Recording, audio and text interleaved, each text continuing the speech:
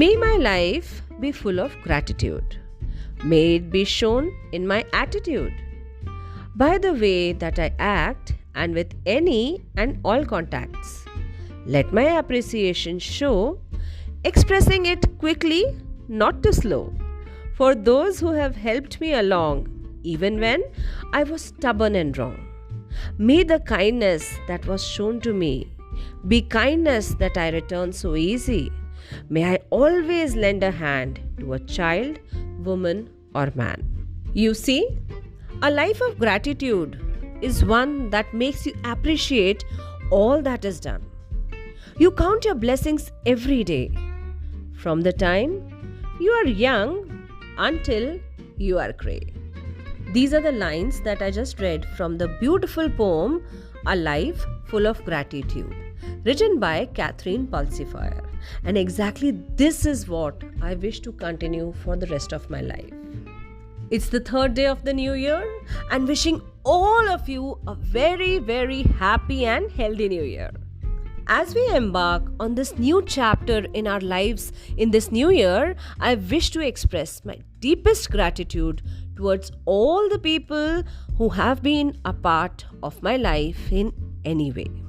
Today, I would like to take this opportunity to share that since childhood, my grandmother and mother had always taught all the children in the family to be grateful for anything and everything. And somehow the idea has always been there in my subconscious. Though at times I would question, why should I be thankful? What is there to be thankful about? And as they say, life is the biggest teacher. And I have learnt that I should be thankful even in the worst of the times, even when I feel helpless. So for past couple of years, I have been consciously practicing or saying, or I should say feeling, to be grateful for the tiniest of the things.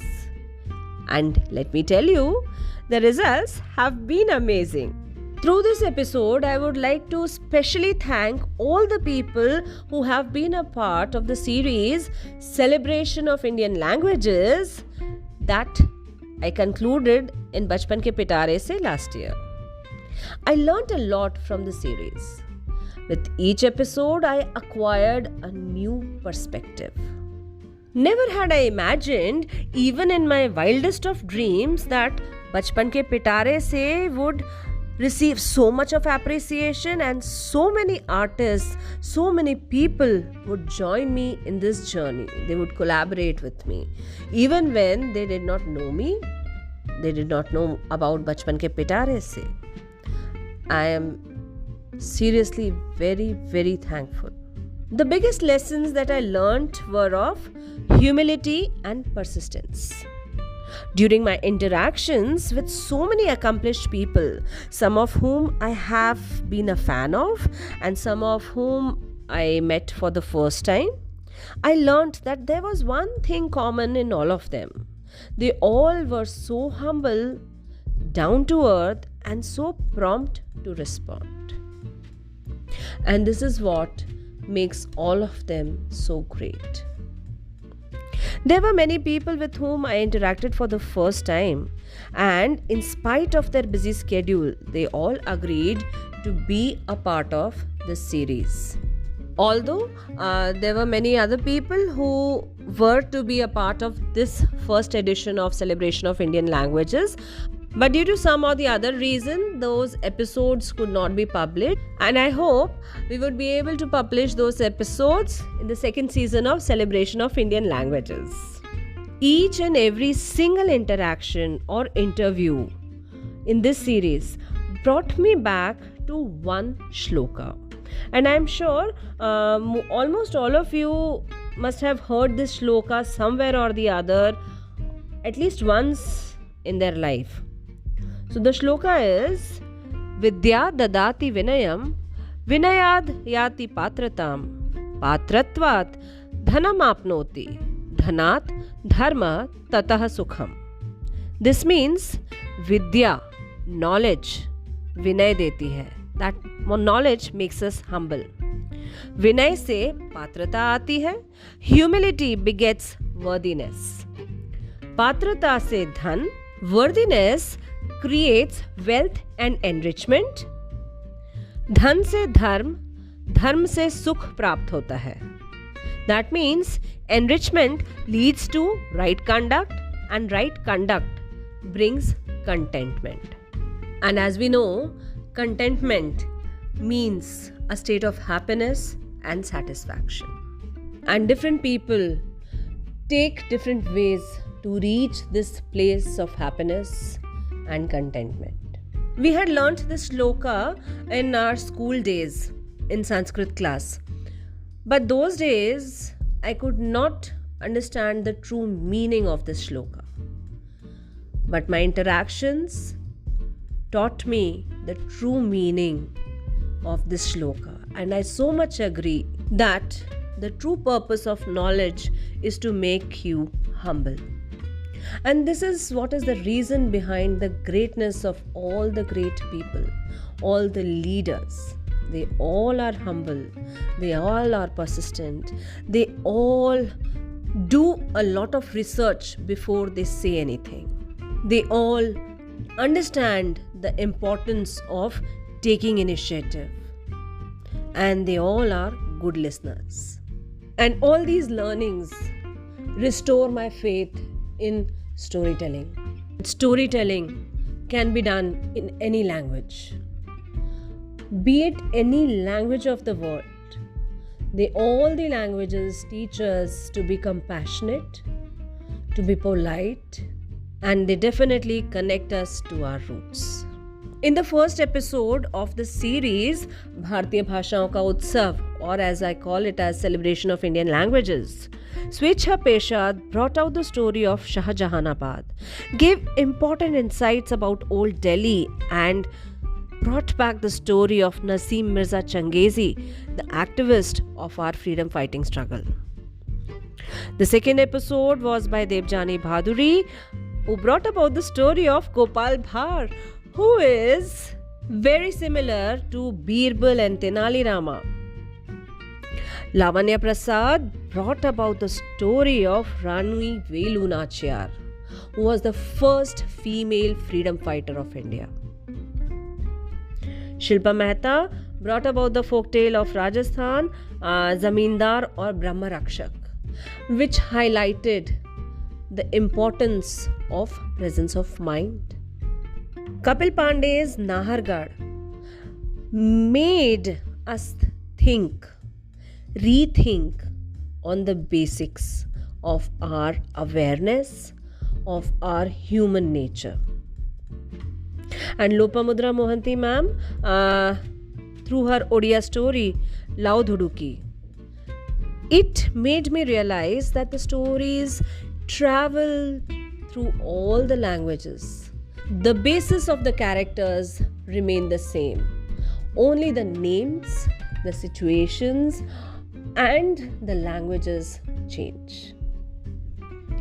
And she also taught the importance of being a responsible storyteller. In her episode, the Malayalam folktale, Nina Girish brought about the secret of elephant's trunk, how the frog and the crocodile got their muddy green color. Then came a Sanskrit episode by Padma Jairam ma'am, Ahimsa Sarvottam Niti, which was so beautifully narrated. She also spoke about the importance of Sanskrit language, which needs to be revived in the present times. Then there was the episode in Konkani by Shraddha Nigwekar, who told the fact or the story behind, the backstory behind the one tooth of the elephant god Ganesha. Kotaya and his chappals was another beautiful story narrated by Sita ma'am in Telugu, and this story I think highlighted the basic fact of life, how one decision leads to the other, the cause and effect of life, how one choice or one decision in our life leads to another destination, and then the whole cycle of life goes on and on. Then there was this beautiful story written by Ismat Chugtai, Soot Ka Resham. This brought back a lot of memories from early childhood days. When we are young, when we are small children, how we get influenced by small little things. How can we make fool of each other, right? The innocence and the love of a brother and sister relationship. Then there was the episode in Rajasthani language by Neeta Joshi, The Untold Stories of Rajasthan, where she highlighted the reasons behind celebrating a particular festival or eating a particular food. So India is such a huge country with so many diverse cultures, and as we know, it's like every day we are celebrating one or the other festival, and there is a scientific basis to each and every single festival that we celebrate in India. In olden days, the discourses of Ramayana were used to teach how to conduct life, how to live life beautifully and meaningfully. And this was highlighted so beautifully by Sri Karuna by her beautiful narration in Telugu of the story Sita Ramabhyam Namaha. Then there was an Assamese tale by Anjan Goswami. The tale was Sompa Bhuti, which was, I think, was a reflection of the basic human nature. The jealousy, the anger, the love, how love wins over evil. Yeah, and then Alvin Ansa beautifully narrated The Boon of Child in Tamil. Sharda Sampath Kumar brought about the story of Chakannachari, the great sculptor from Karnataka. And then there was a nice, interesting episode about Indore, my hometown. This whole story was weaved by Amit Bhatt, and he beautifully encompassed the essence of Indore, the Malvi dialect and the typical Indori dialect, which is commonly used by all the locals living there. And I could find it apt to conclude the series by narrating a couple of poems or short stories in Sindhi, my mother tongue. And those were beautifully narrated by my niece and nephew. And I think that was the whole essence, the whole idea of creating this series, to identify the beauty and the richness of our culture and the various languages, and how important it is to speak our native languages and promote them. Though I have created this episode in English, I wanted to highlight the basic fact that we should promote, embrace our native languages. And as most of the people have started understanding and speaking in English, I thought it would be better to create more awareness. And I think that's all for this episode. Again, a very big thank you to each and every single person who has been a part of my life, who has been a part of my journey in Bachpan Ke Pitare Se. Thank you so much. Take very good care of yourselves. अपना खूब ध्यान रखें, खुश रहें, मस्त रहें, स्वस्थ रहें. ये नया साल आप सभी के लिए शुभ हो. I hope this new year brings all the happiness and health that you desire of. Signing off, this is Deepa from Bachpan Ke Pitare Se. Thank you. Have a good day.